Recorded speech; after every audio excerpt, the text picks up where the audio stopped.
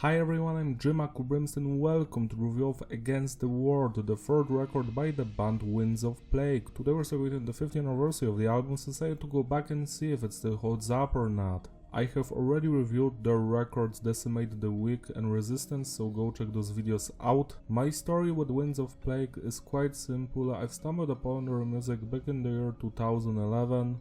I think it was the song Decimate the Weak, but I might be wrong. Just found it on YouTube, I've enjoyed it, so I decided to check out their entire discography and I've been their fan ever since. We've got the classic lineup of the band here: Johnny Plague on the vocals, Nick 1 and Nick 2 on the guitars, Andrew on the bass, Art on the drums and Elena on the keyboards. Johnny, both Nick and Andrew are the founding members. Art is the longest running drummer in the band, and Elena was like on 2 or 3 records, I think. The production is handled by Matt Hyde and it's tight, it's clean but heavy, no noise from no clipping, just the way I like it.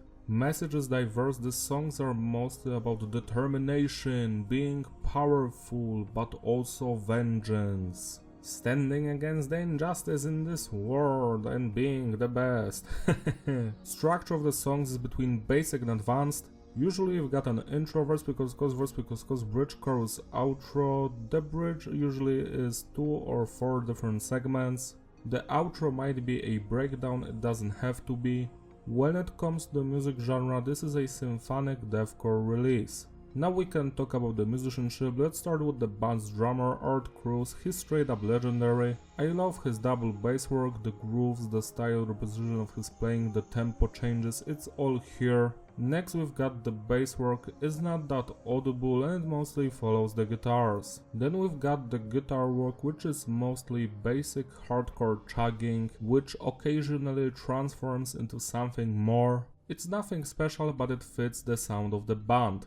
Next we've got all of the symphonic and keyboard elements and they enrich the sound of the band. Overall, that's the most memorable thing about Winds of Plague, the keyboard playing. Last but not least, let's mention Johnny's Plague vocals, his screaming, shouting, yelling, growling, it's all on point. We also have lots of various vocal guests here and most of them do a fantastic job, but some other ones not so much. Now we can finally rate the individual songs. The album opens up with Raise the Dead. This is a fantastic intro, we get some cool keyboard playing, a nice build up to the breakdown, guitar riffs, vocals, drumming, it's all good, 7 out of 10.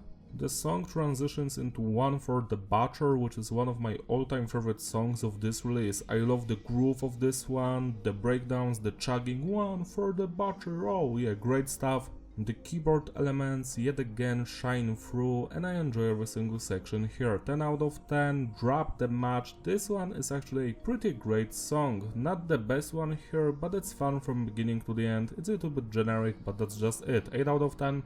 Build for War has more energy and ideas compared to the previous song. It also features Jamie Just of Hatebreed doing some of the vocals and he's perfect here. Overall, it's a fun song, it's a step up from the previous one, but it's not perfect. 9 out of 10. Then we get Refined in the Fire, which features Matty of the Christian band For Today. I think this one was a single with a music video. I enjoy this song a lot, especially the main guitar riff, the verses and the bridge section, but it's not the best track here. 8 out of 10. The Warrior Code features the Ultimate Warrior, and I must say that while I enjoy the keyboard playing and the overall instrumental work, the vocals are just aren't that great, to be honest. 6 out of 10. The title song Against the World is another highlight of this release. I love the guitar riffs, the drumming, all of the vocals, the keyboard elements yet again. This one slaps, it's very memorable. 10 out of 10. Monsters features Drew York of the band Stray from the Path, which I love. I must say that this song doesn't do him justice. It's just an okay song, he elevates it with his vocal performance in the second part of the song. If he wasn't here, I would actually rate this one lower, because it's just an okay sounding good song, nothing more, nothing less, but he elevates it with his vocals. 8 out of 10. Most Hated is one of the weaker songs here, but what I enjoy about it is the beautiful guitar solo and the keyboard playing. 7 out of 10. Only song we're allowed to play in church venues. This one is an instrumental piece, it's fun to listen to, short but sweet, nothing more, nothing less. 7 out of 10. California features Martin of Terra and John Mishima, and this is the best song here. I always laugh from the intro because of the silly lyrics. Yo, it's Winds of Plague, always on top, brr, brr, brr. Still, I love how everyone sounds passionate in this song, from the instrumental work to the vocals. They're just having so much fun here and you can truly feel it. 11 out of 10. And the final song, Strength to Dominate. This one is a banger as well, a fitting end to this release. I enjoyed from beginning to the end, the guitar riffs, the breakdowns, the keyboard elements, the vocals, all of that slaps. 10 out of 10. Zombie is the Cranberries cover. It didn't make the cut for the record, but it's on one of the singles and I do enjoy it, but I feel like it's not the best cover. Like, it took the identity of the band Winds of Plague, but I feel like it's a little bit too melodic for my taste. In your hand, zombie, zombie, zombie, Good stuff, nothing more, nothing less. 7 out of 10.